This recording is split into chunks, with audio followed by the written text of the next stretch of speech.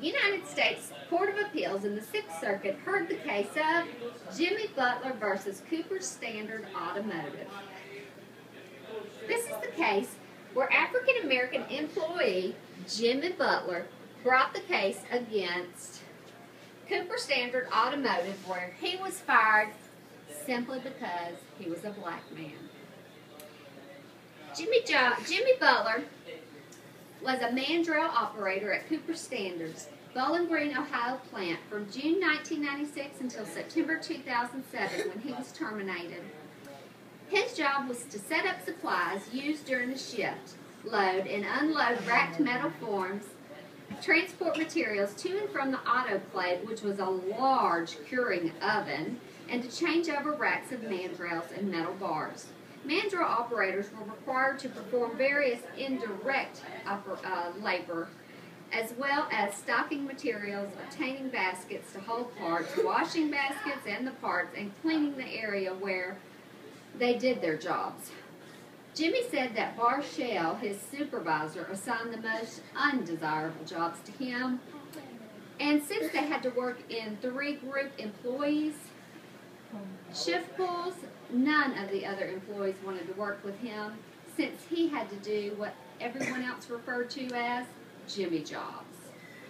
In 2006, Jimmy filed a charge of discrimination with the EEOC regarding Barshell's discrimination, stating that his supervisor harasses him every chance he gets. About a month later, Jimmy filed another charge of discrimination with the EEOC after he was called the N-word by Brock Tong. The employee had coined the phrase Jimmy jobs. After the N-word incident, Tong was suspended for the day and required to watch a video on harassment. Sounds very severe, doesn't it?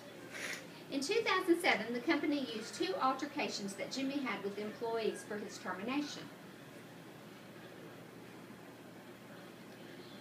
One employee was named Userlike, who was senior to Butler. That's Jimmy. Userlike claimed that instead of firing the loads requested by him, who was senior on the team, that Jimmy refused and would only do the minimum, which was 18 loads.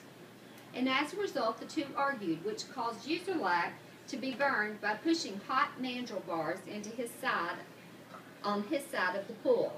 Management warned both employees and advised that they needed to work well with others and to fire as many loads as possible. Now, Jimmy, with his history of work with the company, should have taken that under consideration and acted well from that point forward. But Jimmy claims that this was just for informational purposes when they told him that he should fire the minimum loads and work well with others. And he didn't think much about it. But later that year, he got into another altercation when he was working with St. Clair and a guy named John Gross, who are both Caucasian. And according to St. Clair, he and Butler, that's Jimmy, requested that Brose, who was senior on the job, slow down so that they could stock up. But Brose ignored them and attempted to fire another load. So apparently he had already put the stuff inside the oven. And there's something called an E-stop button, a button with the letter E on it. And if you ever see one of those, don't push it. It's apparently very bad. So Jimmy pushes this button, and it ruins the whole load. So the company said that since he had been warned prior, and there was a letter saying that in his file, that he had interfered with the production of his other employees, and he had also not worked well with others, and that pressing that e-stop button was not a good thing. And so the union got involved then, and we don't know if Jimmy ever got the union involved before when he filed the first 2 EEOC claims. But he probably didn't, and that's probably why the union did not stand by him this time. And the union claimed that there was nothing that Jimmy could do because they said that the company had a reason to fire him, and they supported the company. So that's what the union did for Jimmy. Nothing. Then the court said that assuming that Jimmy had established a prima facie case, which is Latin for first blush. First blush. And that the evidence was sufficient to raise a presumption, which is a belief, a fact to establish that the question, unless rebuffed, which means contradicted, of race discrimination, that Jimmy's claim still failed because Jimmy had not sufficiently shown that it was his race and not his actions of interfering with the co-worker's productivity that led to his termination.